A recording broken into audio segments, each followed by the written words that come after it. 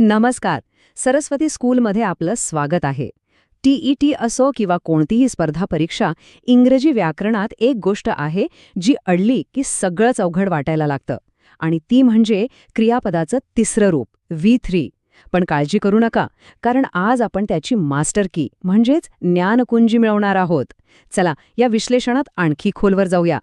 माहितीये का, इंग्रजी ग्रामरमध्ये ना क्रियापदाचं तिसरं रूप म्हणजे आपलं V3 हे एका मास्टर की सारखं काम करतं. अनेकांना वाटतं की हे खूपच अवघड आहे, पण विश्वास ठेवा, ही एकच चावी व्याकरणाची तीन तीन मोठी दारं उघडते. आज आपण हीच मास्टर की कशी वापरायची हे शिकणार आहोत. तर मग ही मास्टर की वापरून व्याकरणाची दारं उघडायच्या आधी ही चावी नक्की आहे तरी काय हे तर समजून घ्यायला पाहिजे, बरोबर ना? चला मग बघूया याची व्याख्या. V3 म्हणजे पास्ट पार्टिसिपल. मराठीत आपण त्याला म्हणतो भूतकाळवाचक धातुसाधित रूप. आता इतका अवघड नाव ऐकून घाबरू नका. सोप्या भाषेत सांगायचं झालं तर हे क्रियापदाचं तिसरं रूप आहे, जे सांगतं की एखादी क्रिया होऊन गेलेली आहे. बस. इथे बघा, आपल्याला क्रियापदाचा पूर्ण प्रवासच दिसतोय. V1 म्हणजे पहिलं रूप, वर्तमान काळातलं, जसं की टेक. मग येतं V2, भूतकाळ म्हणजे टुक. आणि ज्याच्यावर आपलं आजचं लक्ष आहे ते म्हणजे V3, टेकन. V1, V2 आणि V3 हाच तो क्रम आहे जो आपल्याला पक्का लक्षात ठेवायचा आहे. बरं, आता ही V3 ची मास्टर की नक्की बनते कशी ते बघूया. याचे मुख्यत्वे 2 प्रकार आहेत. आणि हे 2 प्रकार म्हणजे रेग्युलर आणि इररेग्युलर क्रियापदं. आता नावातच आहे बघा, रेग्युलर म्हणजे सरळ, नियमाप्रमाणे चालणारी, आणि इररेग्युलर म्हणजे जरा हटके, स्वतःचे नियम बनवणारी. पण अजिबात घाबरू नका, कारण सरस्वती स्कूलमध्ये आपण दोन्ही प्रकारांना एकदम सोप्या ट्रिक्सने हाताळणार आहोत. चला, आधी सोपं काम करूया. रेग्युलर वर्ब्स हे तर सगळ्यात सोपे आहेत. कल्पना करा की ही एक ईडी मशीन आहे. यात तुम्ही V1 टाकता, म्हणजे समजा प्ले किंवा वर्क टाकलं, आणि ही मशीन काय करते? फक्त डी किंवा ईडी लावते आणि V3 बाहेर, म्हणजे प्लेड किंवा वॉक्ड. आहे की नाही एकदम सरळ आणि सोपा नियम? आणि आता येते खरं आव्हान, इररेग्युलर वर्ब्स. हे शब्द म्हणजे ना कोणतेच नियम पाळत नाहीत.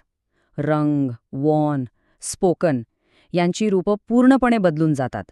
मग प्रश्न पडतो की यांना लक्षात कसं ठेवायचं? पण इथेच तर सरस्वती स्कूलची जादू कामी येते. इर्रेग्युलर वर्ब्स पाठ करण्याचं टेन्शन घेऊच नका. याचं रहस्य पाठांतर नाहीये, तर त्यात लपलेले पॅटर्न्स ओळखणं आहे. चला तर मग सरस्वती स्मार्ट ट्रिक्स वापरून हे सिक्रेट पॅटर्न्स शोधून काढूया. आपली पहिली आणि सगळ्यात सोपी ट्रिक आहे नो चेंज ग्रुप. ह्या ग्रुपमधली क्रियापदं म्हणजे एकदम सज्जन. V1, V2 आणि V3 तिन्ही रूपांमध्ये अजिबात बदलत नाहीत. जसं की cut cut cut, put put put, hit hit hit. किती सोपं आहे बघा. आता बघूया दुसरी ट्रिक. हा आहे आपला V2 बरोबर V3 ग्रुप. यात तर अजून मजा आहे. क्रियापदाचं दुसरं आणि तिसरं रूप सेम टू सेम असतं. म्हणजे एकदा का आपल्याला V2 माहीत झालं की V3 आपोआप माहीत झालं. उदाहरणार्थ, बायचं होतं बॉट, मग V3 पण बॉट. कॅचचं कॉट, V3 पण कॉट. दुसरं आणि तिसरं रूप एकदम जुळे भाऊ. आणि ही आहे आपली तिसरी एकदम पॉवरफुल ट्रिक, EN किंवा N पॅटर्न. जेव्हा क्रियापदाची तिन्ही रूपं वेगवेगळी असतात ना, तेव्हा V3च्या शेवटी बहुतेक वेळा EN किंवा N असतं. ही एक मोठी खूण आहे. जसं की स्पीकचं स्पोकन, राईटचं रिटन आणि हाईडचं हिडन. हा पॅटर्न लक्षात ठेवला ना की अनेक अवघड शब्द अगदी सोपे होऊन जातात. मला खात्री आहे की ह्या ट्रिक्स नक्कीच कामी येत असतील. अशाच आणखी सोप्या ग्रॅमर ट्रिक्ससाठी सरस्वती स्कूलला सबस्क्राईब करायला आणि लाईक करायला विसरू नका हां.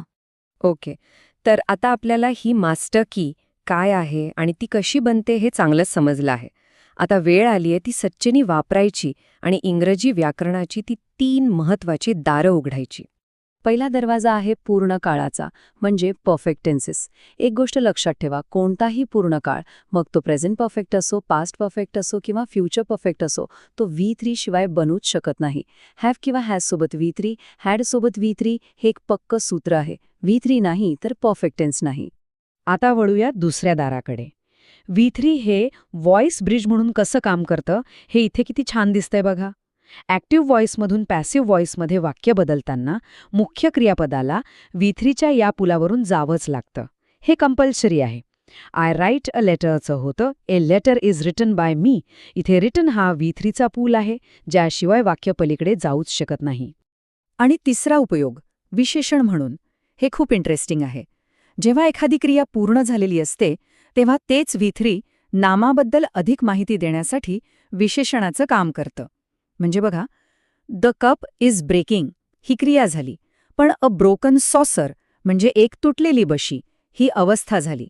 इथे ब्रोकन हे V3 सॉसर या नामाचं वर्णन करतंय.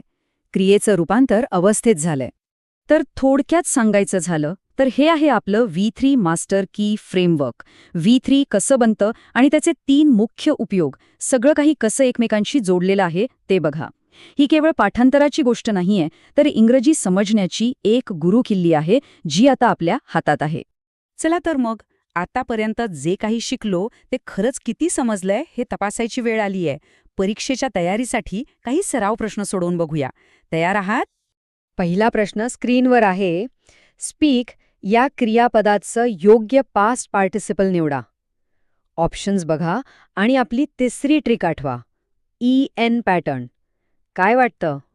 पुढचा प्रश्न, पॅसिव्ह व्हॉईस पूर्ण करण्यासाठी रिकामी जागा भरा.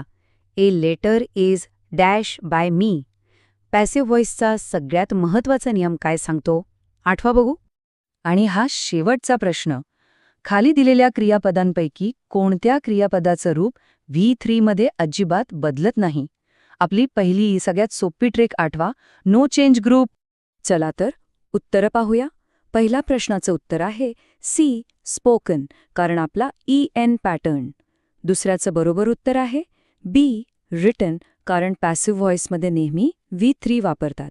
आणि तिसऱ्याचं उत्तर आहे बी, कट, कारण तो आपल्या नो चेंज ग्रुपमधला आहे. ज्यांची उत्तरं बरोबर आली त्यांचं अभिनंदन. तर जाता जाता तुमच्यासाठी एक छोटासा क्रिएटिव्ह टास्क. आज आपण ज्या 3 ट्रिक्स शिकलो त्या प्रत्येक ट्रिकमधील एक V3 वापरून तुमच्या दिवसाविषयी 3 वाक्यांची एक छोटी गोष्ट लिहून काढा. कॉमेंटमध्ये नक्की शेअर करा. ज्ञान प्रत्यक्ष वापरात आणण्याचा हा सर्वोत्तम मार्ग आहे. आजच्या या चर्चेत सहभागी झाल्याबद्दल खूप खूप धन्यवाद. V3ची ही मास्टर की आवडली असेल तर लाईक आणि सबस्क्राईब करायला विसरू नका. भेटूया पुढच्या वेळी व्याकरणाचं असंच एखादं नवीन दार उघडण्यासाठी. नमस्कार.